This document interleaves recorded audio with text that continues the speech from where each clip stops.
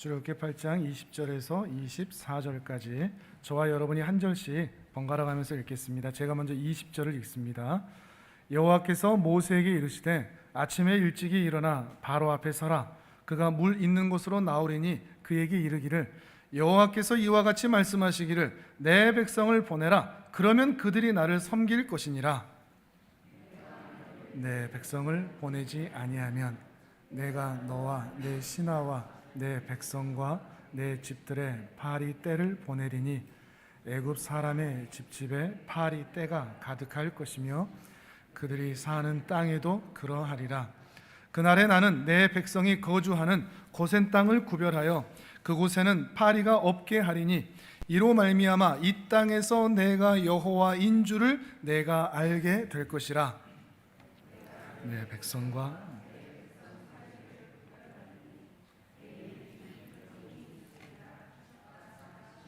함께 읽습니다. 여호와께서 그와 같이 하시니 무수한 파리가 바로의 궁과 그의 신하의 집과 애굽 온 땅에 이르니 파리로 말미암아 그 땅이 황폐하였더라. 아멘. 출애굽기에서 가장 좀 기억에 남을 만한 사건은 아무래도 이 열재앙, 10가지 재앙이 있는 이 열재앙 사건이 아닌가 싶습니다.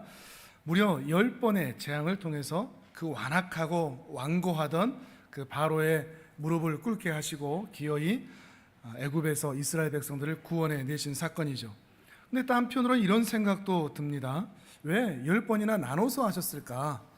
그 힘이 있는데 그 전능하신 능력으로 한 번에 그 바로를 항복시킬 수 있는데도 불구하고 애굽이 좀 셌을까? 아니면 하나님께서 그 일을 한꺼번에 하기에는 좀 무리가 있었을까? 아니면 10번을 나눠서 하면서 당신의 능력을 과시하고 싶으셨을까? 여러 가지 질문들이 이 열재앙 앞에서는 붙게 되는 것 같습니다. 그런데 오늘 우리가 함께 살펴볼 내용들은 이런 외적인 현상들, 한 가지 재앙의 내용들을 보면서 이게 어떤 이유고 어떤 원인이고 결과고 하는 것들보다도 하나님께서 왜 이 10가지 재앙을 애굽과 이스라엘에게 보이셨는가 라고 하는 그 하나님의 의도를 조금 더 살펴보려고 합니다. 먼저 답부터 말씀을 드리겠습니다. 결론부터 말씀을 드리죠. 자, 22절, 오늘 보면 22절을 같이 읽어보겠습니다. 시작. 그날에 나는 내 백성이 거주하는 고센 땅을 구별하여 그곳에는 파리가 없게 하리니 이로 말미암아 이 땅에서 내가 여호와인 줄을 내가 알게 될 것이라. 아멘. 뒷부분에 이렇게 나오죠. 이로 말미암아 이 땅에서 내가 여호와인 줄을 너희가 알게 될 것이다. 이 말씀이 열재앙 곳곳에 등장을 합니다. 모든 재앙에 기록된 것은 아니지만 어떻게 보면 절반 이상 기록된 그 이 문구를 보면 바로 이것이 이 열재앙의 핵심적인 그리고 근본적인 이유가 아닐까 분명히 우리가 생각을 해볼 수가 있게 될 것 같습니다. 다른 본문도 한번 찾아보겠습니다. 7번째 우박 재앙인데요. 자, 9장 14절에서 16절도 읽어보겠습니다. 9장 14절에서 16절 같이 읽겠습니다. 시작. 내가 이번에는 모든 재앙을 너와 내 신하와 내 백성에게 내려 온 천하에 나와 같은 자가 없음을 내가 알게 하리라. 내가 손을 펴서 돌림병으로 너와 내 백성을 쳤더라면 내가 세상에서 끊어졌을 것이나 내가 너를 세웠음은 나의 능력을 내게 보이고 내 이름이 온 천하에 전파되게 하려 하였음이니라. 아멘. 처음에는 이스라엘과 애굽을 구분했습니다. 그래서 애굽에만 재앙을 내리셨거든요. 그런데 시간이 지나가면서 모든 세상, 모든 세대에게 이 재앙을 보이고 계시는 것입니다. 그리고 그 재앙을 보이시는 목적이 이 재앙을 내리시는 이유가 하나님이 어떤 분인지를 모든 사람들로 알게 하려 하는 것이라 말씀하고 계시는 것이죠. 그러니까 열재앙의 출애굽의 궁극적인 목적은 지난주에도 말씀드렸듯이 그저 애굽에서 고통당하고 있는 이스라엘의 구원에 있지 않습니다. 그건 좁다고 그랬습니다. 그건 좁은 의미라고 그랬습니다. 이스라엘을 구원하는 것이 출애굽의 열 재앙의 핵심적인 목적이 아니라고 했죠. 그래서 나무만 보지 말고 숲을 보고 오늘만 보지 말고 영혼을 보며 나의 구원만 볼 것이 아니라 하나님의 거대한 구원 역사를 함께 보자고 했었죠.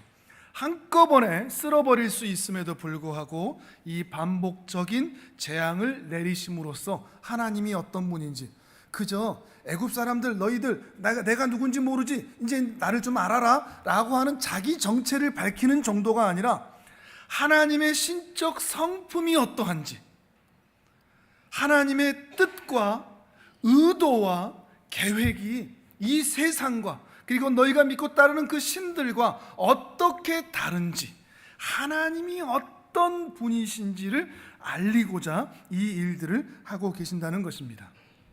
그럼 하나님이 어떤 분이신가, 어떤 의도를 하고 있는가 라고 하는 것은 이 10가지의 재앙의 내용을 보면서 우리가 찾아볼 수가 있습니다. 나일강의 물이 피로 변합니다. 사람들이 먹고 살던 그 물들이 피로 변했습니다. 그리고 이 땅에 개구리죠. 그 다음에는 이파가 악독하여 우음에 흑장미파도 울더라. 이게 이제 10장이거든요. 하나하나 개구리가 들어가고 그 땅에 사람들이 살던 땅에 그 먼지들이 이로 변하고 파리가 생기고 메뚜기가 생기고 악성 종양들이 생기고 돌림병이 생겨서 가축들이 죽고 메뚜기가 가득하고 그 밝았던 태양이 힘을 잃고 온 세상이 어둠으로 변하고 그리고 장자들이 죽는, 생명이 사라지는 이 일들을 통해서 하나님 뭘 보이시는 걸까요? 감추어졌던 애굽의 실상입니다. 겉으로는 화려해 보이죠. 문명이 발달해 보이죠. 그런데 하나님을 떠난 이 세상 사람들의 비참한 현실을 보이고 들추어내고 계신다는 것을 우리는 알 수 있다는 것입니다.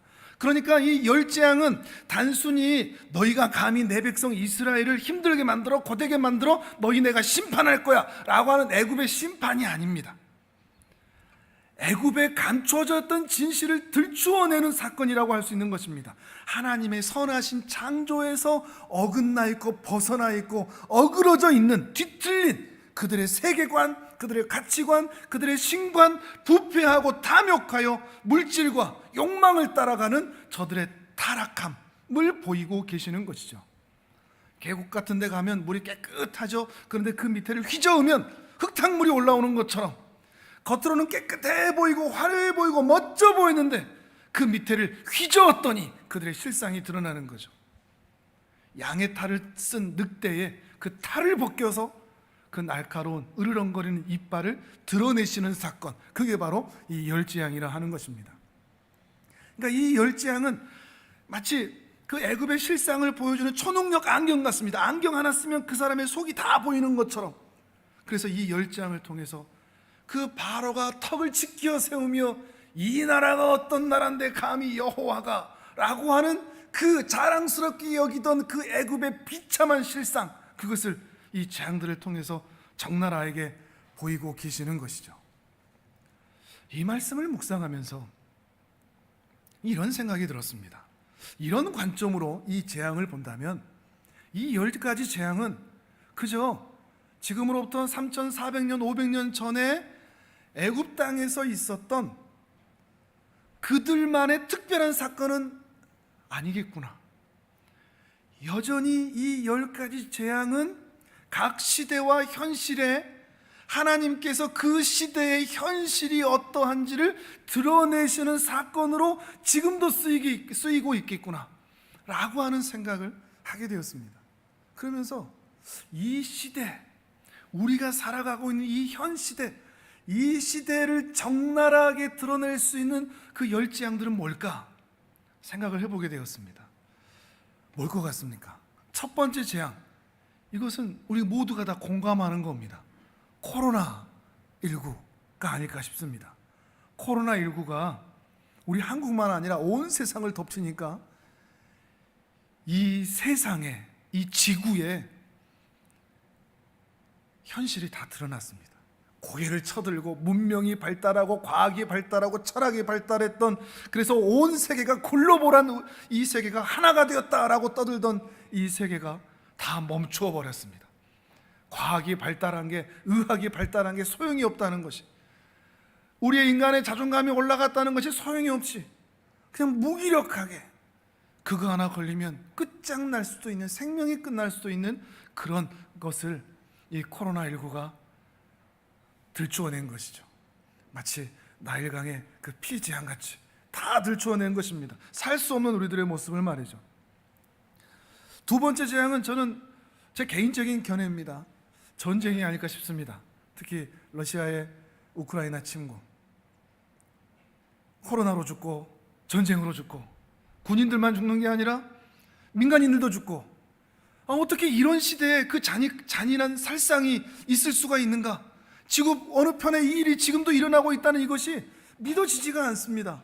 그 잔인한 실상이 이렇게 과학이 발전하고 발달된 이 문명 사회에서 일어날 수 있는 일이란 말인가? 근데 더 살펴보니까 이게 러시아만 나쁜 놈들이 아니고 그 주변의 강대국들이 전쟁이 그치기를 원하지 않습니다. 왜냐하면 전쟁은 돈이 되거든요. 사람들이 죽어도 돈이 되는 이 일들에 혈안이 되어 있는 그들의 모습을 보니 이 시대의 현실이 적나라하게 이 전쟁을 통해서 확인되는 것입니다. 세 번째 재앙은 우리 국내로 살펴봤습니다. 이 나라의 현실을 드러낼 수 있는 세 번째 재앙은 조심스럽지만 저는 정치판 같습니다. 이 정치 현실을 들춰보면 이 나라가 많이 발전하고 선진국으로 올라갔다고 얘기하지만 얼마나 부패했고 얼마나 많은 사람들이 돈과 성공에 목말라서 또 그 권력의 노예가 되어 살아가는지를 잘 보여주는 것 같습니다. 차라리 정권이 연장되었으면 들추어지지 않았을 그 부패함들이 정권이 교체가 되고 나서 반대편에 있던 사람들이 정권을 잡으니까 야, 이거 더하네 라고 하는 그런 탄성이 나올 수밖에 없는 그런 상황을 우리 모두가 보고 있습니다. 늑대의 이빨들이 한두 곳이 아닙니다. 자기가 권력을 잡고 부를 얻기 위해서 한 사람을 파탄시키는 것, 한 가정을 망가뜨리는 것 아무렇지도 않게 웃으며 행합니다. 수많은 권력을 잡기 위해서 비리를 행했던 그 사람들이 총리 후보자가 되고 장관 후보자가 되는 그 모습을 통해서 물론 경중은 있겠고 가벼움과 무거움은 있겠지만 왼쪽이나 오른쪽이나 진보나 보수나 동이나 서나 다 거기서 거기구나. 이 나라가 겉으로는 많이 발전해 있고 고상한 것처럼 보이지만 여전히 돈과 권력의 노예가 되어 살아가고 있구나 하는 것을 확인하게 됩니다. 제가 뽑은 네 번째 재앙은 더 비참합니다. 그런 정치판에 기웃거리는, 권력에 아부하는 기독교, 특히 개신교, 종교 지도자들입니다. 그들에게 하나님의 냄새가, 같은 하나님을 믿고 있고 같은 하나님을 예배하고 있는데 왜 그리스도의 냄새가 나타나지 않고 하나님 나라의 그 소망을 볼 수가 없을까요? 이러한 이 땅의 현실들을 보면서 정말 많은 사람들이 괴로워합니다. 코로나로 인해서, 전쟁으로 인해서, 정치 현실로 인해서, 우리가 믿는 이 교계의 상황으로 인해서 많은 사람들이 그 의로운 심령들이 상해가고 있습니다. 그런데 이게 겉으로만 나타나는 게 아니라 우리 각자에게도, 각 개인에게도 재앙이 끊어지지 않고 있습니다. 이 10가지 재앙은 그 옛날에 있었던 일만이 아니라 오늘 나의 현실입니다. 내게도 이 10재앙이 지금도 닥치고 있습니다. 좀처럼 회복되지 않은 건강이 누군가에겐 재앙입니다. 텅텅 비어있는 통장이 도저히 채워질 것 같지 않은 그 통장이 누군가에게는 파리떼의 재앙 같습니다. 앞이 보이지 않는 막막한 현실인 누군가에게는 흑암의 재앙이 되어 있습니다. 누군가에게는 믿지 않는 남편이, 속을 썩이는 자녀가 재앙일 수도 있습니다.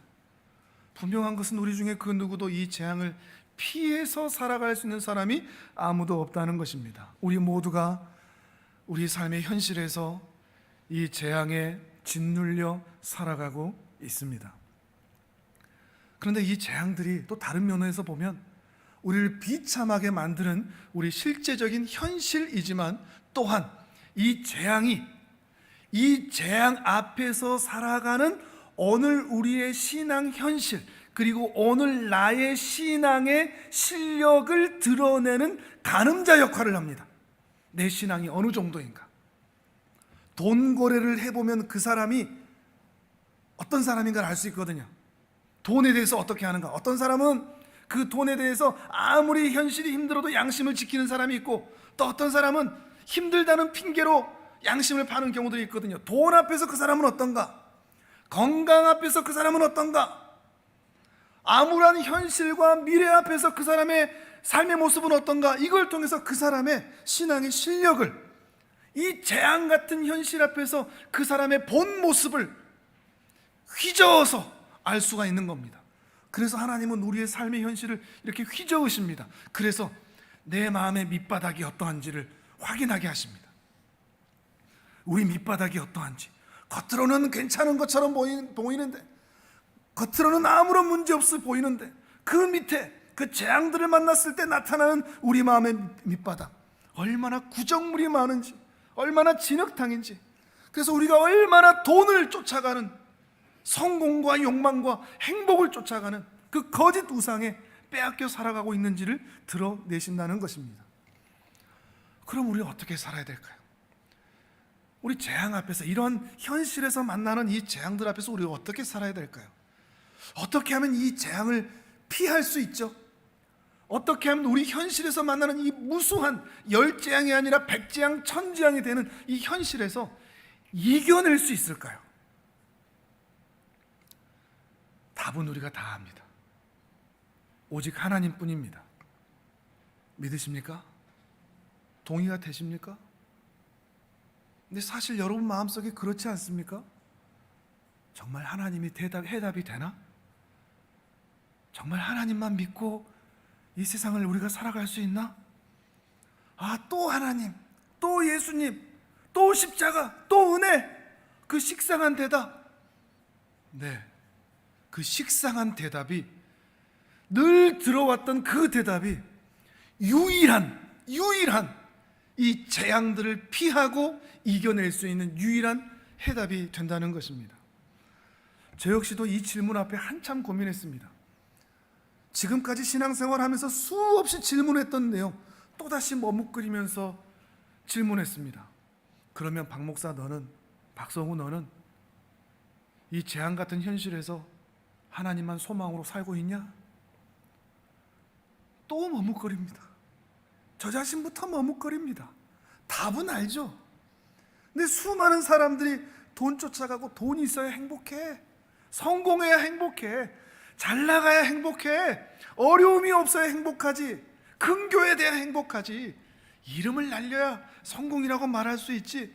이런 흐름 가운데서 너도 나도 정말 이 하나님을 소중히 여기고 사랑하고 사모하면서 이 하나님이 내게도 해답이 되고 있냐? 너는 정말 이 하나님이 만족스럽느냐? 부끄럽지만 저도 한참을 고민했고, 또 한참을 고민했지만 다른 답이 없습니다. 다른 답이 없었습니다. 믿음으로 네 한 게 아니라 다른 답이 없어서 또다시 이 답에 서서 내 답을 삼기 위한 싸움을 했습니다. 네, 주님, 6월절 어린 양의 피가 제게는 유일한 해답입니다. 나를 사랑하시는 우리 주님이 이 부패하고 탐욕스러운 이 세상에서, 날마다 이 재앙이 그치지 않은 이 세상에서 오직 하나님만이 유일한 해답이시고, 나의 목자시고, 나의 반성이시고, 나의 산성이십니다. 내가 목청껏 부를 것은 돈도 아니고 성공도 아니고, 우리가 찬양했던 것처럼 예수입니다. 예수밖에 없습니다. 어떻게 하면 이 예수 그리스도를 더욱 믿음으로 바라보면서 은혜를 쫓아가면서 이 재앙 같은 현실을 견뎌나갈 수 있을까요? 로마서 9장에서 우리 함께 확인해 보도록 하겠습니다. 로마서 9장을 함께 찾아보시죠. 신약 250페이지쯤에 있습니다. 로마서 9장 14절에서 18절까지입니다.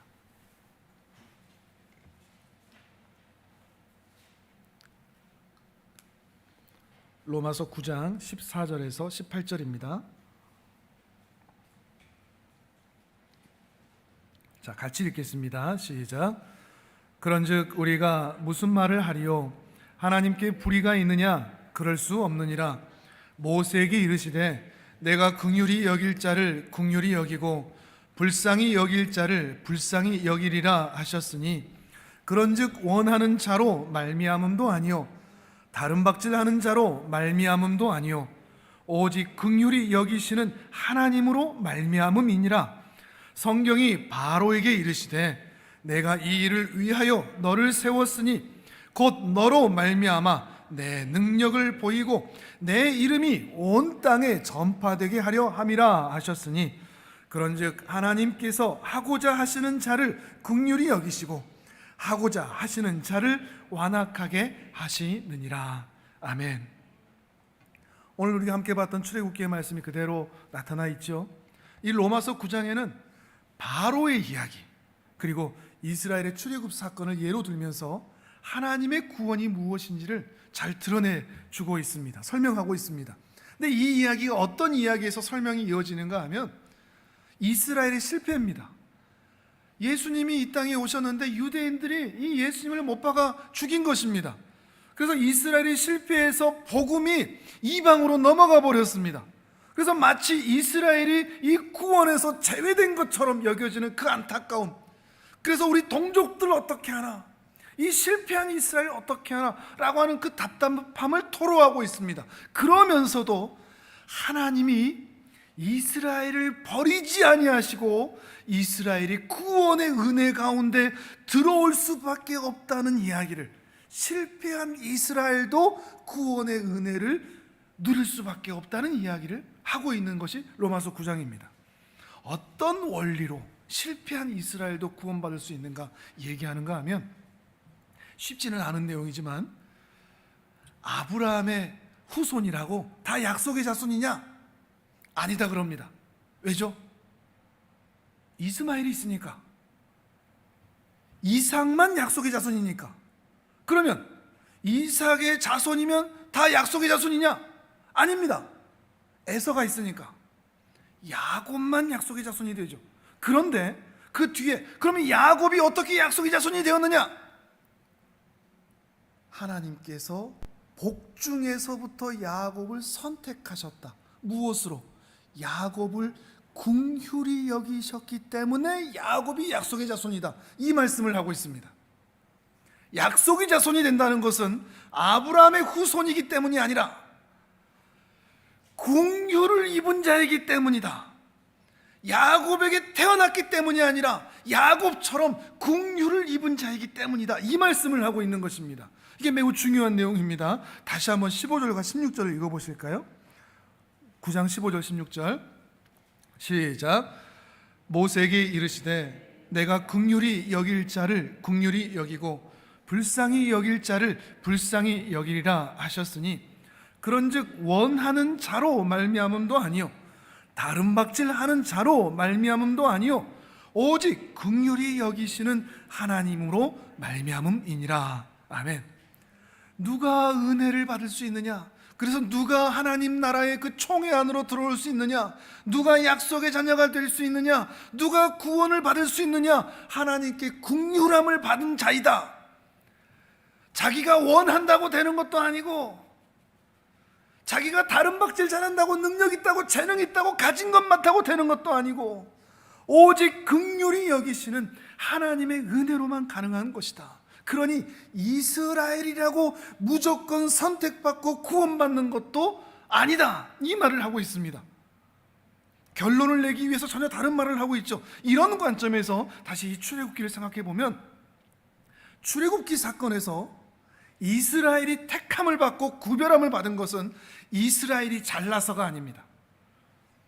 이스라엘이 애굽보다 더 나아서도 아닙니다. 여러분 착각하시면 안 됩니다. 야, 이스라엘은 선택받았다, 아닙니다. 이게 시간 차이만 있지 별 차이가 없습니다. 왜냐하면 애굽 백성들도 죽었고 이스라엘도 죽었거든요. 애굽 백성들은 언제 죽었죠? 열재앙 중에 그 장자의 죽음 가운데 그 생명력이 끊어졌죠. 그 애굽의 병사들이 홍해를 건널 때 죽었죠. 이스라엘 백성들은요, 그 홍해를 건너고 10가지 재앙을 경험했던 이스라엘 백성들은요, 금송아지 만들다가 죽고 고라의 후손들이 반역하다 죽고 가나안 정탐하다가 불신앙 때문에 그 출애굽 1세대들은 다 죽었습니다. 결론은 이스라엘이나 애굽이나 전혀 다를 바 없다. 똑같지 않다. 이스라엘을 더 사랑해서 구원하신 것도 아니고 애굽이라고 더 미워서 재앙을 내리신 것도 아니다. 이 10가지 재앙은, 출애굽기 이 사건은 그렇게 누구를 사랑하냐, 누구를 미워하냐, 누구를 선택했냐, 누구를 벼렸냐의 이야기가 아니라 이 10재앙을 통해서 이 땅의 비참한 현실, 하나님을 떠난 자의 그 비참한 현실, 탐욕과 부패로 살아가는 이 비참한 현실을 그 애굽 백성도 보고 이스라엘 백성도 봐서 이 비참한 현실을 피할 수 있는 유일한 답이, 그 출구가 하나님뿐이다. 이거를 드러내기 위한 사건이라는 것입니다. 누구를 사랑했다, 누구를 미워했다, 그 일이 아니라는 것이죠. 이스라엘이든 애굽이든 잘나든 못나든 하나님의 긍휼을 받은 자는 구원함을 받는다. 그런데 많은 사람들이 애굽 백성들이 더 이스라엘 백성들이 사랑받았다고 생각하거든요. 선민이라고 생각하거든요. 아닙니다. 이스라엘이 더 사랑받아 선택받아 그 자리에 있는 게 아니라 구원이 필요한, 재앙을 벗어나야 할 인류를 위한 하나의 모델로 써 있을 뿐입니다. 그리고 그들의 삶의 모습을 보면서 하나님의 긍휼을 받는 자가 어떤 은혜의 길을 걸어가게 되는가 하는 것을 이스라엘이 대신해서 보여주는 것이고, 또한 반대로 이들이 이 하나님의 긍휼을 외면할 때 어떻게 애굽이 갔던 길을 똑같이 걸어가는가 하는 것을 보여줄 뿐입니다. 왜 이런 이해가 중요한가 하면, 이 이스라엘 백성들이 갖는 이 선민의식이 오늘날 우리에게도 똑같이 있거든요. 난 선택받았어, 난 구원받았어, 나는 세상과 달라, 나는 많이 알고 많이 경험하고 많이 실천하고 많이 하나님의 사랑을 받은 자야. 지옥 갈 사람들과는 다르지. 우리 한국교회가 정말 많은 부흥을 이루었습니다. 근데 그 성장과 부흥의 원인이 뭐죠? 대단한 성장을 이루었지만 그 성장의 부흥의 여러 가지 요인들을 점검하고 분석하지만 답은 하나뿐입니다. 이 한국교회가 성장하고 부흥할 수 있었던 이유는 하나님의 긍휼이 여기심 뿐입니다. 그런데 많은 사람들이 그 목사님이 우리 한국교회 초기 때 진짜 잘했거든. 우리 한국을, 이 조선을 하나님이 정말 사랑하시나 봐. 어떤 교회가 한국교회에서 정말 열심히 했지, 큰 기여를 했다고 생각을 합니다. 그리고 한국교회 성도들이 새벽기도, 철야기도를 통해서 정말 열심을 냈기 때문에 이 한국교회에 하나님께서 은혜를 주셨다, 이렇게 평가를 합니다. 이런 생각들 때문에 그래? 그러면 그 위대했던 훌륭했던 그 목사님들 흉내내봐야지. 그래서 목소리도 따라하고 헤어스타일도 따라하고 카리스마도 따라하고 프로그램도 따라하고 사역도 따라하고 기도도 따라하고 철야기도도 따라하고, 그리고 다 따라하면서 우리도 이렇게 열심히 하면 몇천 명 교회, 몇만 명 교회 되지 않을까? 하나님이 우리를 사랑하시니까 우리도 1부, 2부, 3부, 5부 그렇게 예배 드리는 큰 교회 될 수 있지 않을까? 하나님께서 긍휼을 베풀어 주셔서 그 오병이어의 그 놀라운 은혜 이후에 12바구니가 남듯이 우리 한국교회도 그렇게 풍성한 은혜를 주셨는데, 하나님이 은혜를 주셨는데, 우리들은 이 편에서 우리가 이렇게 열심히 해서 부흥을 이뤘다고 착각하는 그 사이, 그 사이, 그 부흥과 성장에 빠져있던 그 사이, 한국 교회는 하나님을 놓쳐버렸습니다. 하나님이 어떤 분인지를 모릅니다. 그래서 무속신앙이 모르니까 무속신앙에서 가르쳐주는 그게 진짜인 줄 알고, 유대교, 우리 유교에서 나오는 그 기독교가 그게 진짜인 줄 알고, 세상의 그 쾌락과 화양락에서 나오는 그게 우리 기독교에 들어온 게 우리도 똑같이 그렇게 되면 되는 줄 알고, 하나님을 모릅니다. 하나님의 나라도 모릅니다. 그냥 지식만 알죠. 하나님과 친하지도 않습니다. 교회가 기업체가 돼버렸죠. 기독교는 하나의 종교로 전락하고 말았고요. 한국교회의 부흥은, 그리고 우리의 부흥은, 우리 가정과 우리 교회에 다시 회복됨은 오직 하나님께만 있습니다. 하나님께서 긍휼을 베푸시는 것 외에는 방법이 없습니다. 내가 어떻게 하면 될 수 있다고 생각하는 그것 자체가 착각입니다. 그렇다고 열심을 낼 필요가 없다는 말이 아닙니다. 하나님이 어떤 분이신지를 알고 그 은혜만 바라자, 이것입니다. 앞으로 조금만 넘기셔서 5장 6절에서 8절을 같이 읽어보시죠. 로마서 5장 6절에서 8절입니다.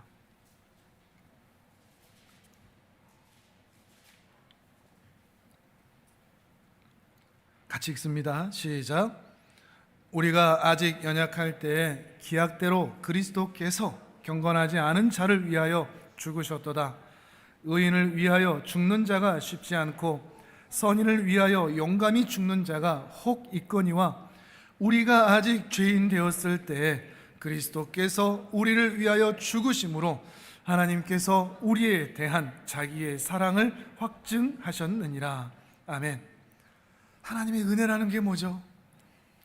우리에게 뭔가 있지 않다는 겁니다. 우리가 아직 죄인 되었을 때, 우리가 아직 연약할 때, 우리가 살려달라고 외치기 이전에, 우리 하나님 잘못했어요 반성하기 이전에, 앞으로 잘해볼게요 라고 다짐하기 이전에, 우리가 무릎 꿇어 하나님의 은혜를 구하기 이전에, 아니 우리가 하나님이 어떤 분인지를 전혀 알지도 못한 그 이전에, 우리의 반응이나 조건이나 이유가 아닌 오직 하나님의 긍휼히 여기심, 그 불쌍히 여기심, 은혜로우시며 자비하시며 노하기를 더디하시는 그 하나님의 성품이 유일한 이유가 되어 그 아들 예수 그리스도를 보내주신 것, 이게 은혜입니다. 예수를 보내주신 것, 예수를 이 땅에 보내주신 것, 이것이 은혜입니다. 내가 잘 살았다 못 살았다, 내 기도가 응답됐다, 이게 아니라 하나님이 우리를 불쌍히 여기셔서 그 아들 예수 그리스도를 우리에게 보내주신 것, 이것이 유일한 은혜라는 것입니다. 이것을 근거로 사도 바울은 이야기하는 겁니다. 이스라엘은 실패했다. 그러나 그 실패한 이스라엘도 그 예수 그리스도 때문에 다시 가능성이 있다라고 선포하는 것이죠. 예수 그리스도 때문이라는 것입니다. 여러분, 우리에게도 마찬가지입니다. 우리도 실패했습니다. 늘 부족합니다. 우리 삶에 여러 가지 재앙들이 겹쳐오고 있습니다. 한두 가지 재앙이 아니라 정말 10재앙, 100재앙, 1000재앙이 내 삶을 집어삼키는 것 같습니다. 그래서 실패한 것 같고 비참하고 무겁고 버겁고, 인생이 버겁고 인생을 산다는 것이 무서운, 아무리 용을 써도 이겨내기가 쉽지 않은 그 삶의 무게 가운데 있는 우리에게 예수 그리스도가 유일한 해답입니다. 그래서 예수 그리스도가 유일한 해답입니다. 어떻게 예수님이 해답이 되시죠? 그 예수님은 하나님에 의하여서 이 땅에 보내주시고 이 땅에 우리와 똑같이 사셨기 때문에 해답이 될 수 있습니다. 왜냐하면 경험하셔서 아시기 때문입니다. 이 땅의 비참한 현실을. 그래서 우리의 고민을 알고 우리의 눈물을 알고 우리가 무엇 때문에 잠 못 이루는지도 예수님께서는 다 아십니다. 정말로 아실까요? 제가 몇 번 이런 말씀을 드린 적이 있죠. 예수님이 내가 이렇게 사는 게 힘들어서 버겁고 불안하고 무서워하는 거, 벌벌 떨어하는 거, 내 이 감정, 이 불안한 감정 예수님이 아실까요? 그 하나님이 아시겠어요? 예수님이 뭐라 그러실까요? 나도 안다.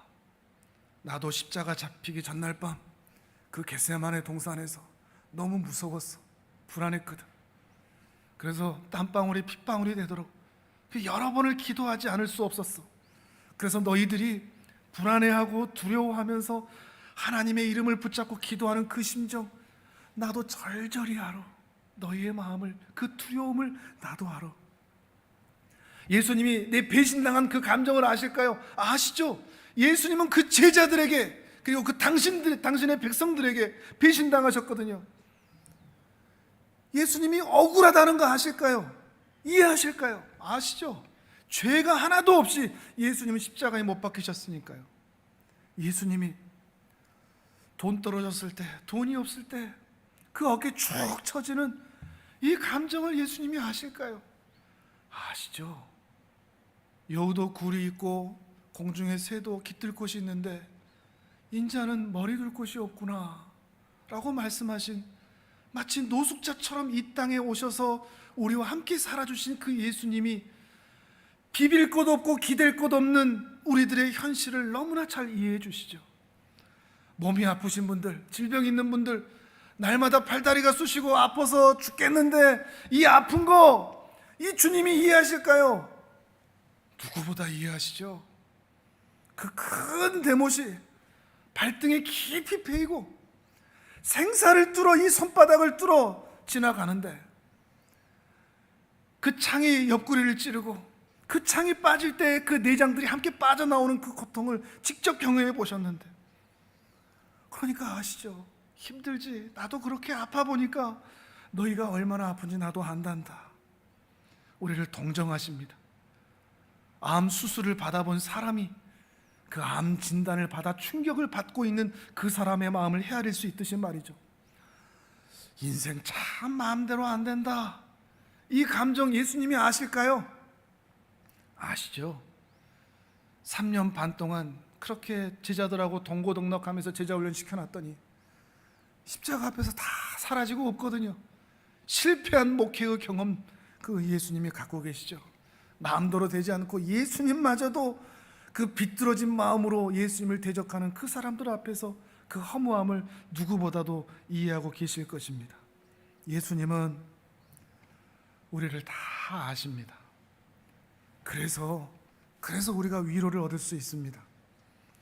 우리가 얼마나 연약한지를 잘 아십니다. 심지어 우리가 얼마나 죄 짓기 싫어하는지도 아십니다. 좀 바르게 살고 싶어 하는지 그 마음의 소망까지도 아십니다. 그런데 죄 가운데 살아갈 수밖에 없는 죄의 구렁텅이로 빨려 들어가는 이 연약함까지도 주님은 다 이해해 주십니다. 아십니다. 그런데 놀라운 것은 그렇게 아시고 이해하시는 것으로 끝나지 않고 내가 만난 인생의 재앙을 고치시고 해결하실 수 있는 분이 또한 예수님이라는 것입니다.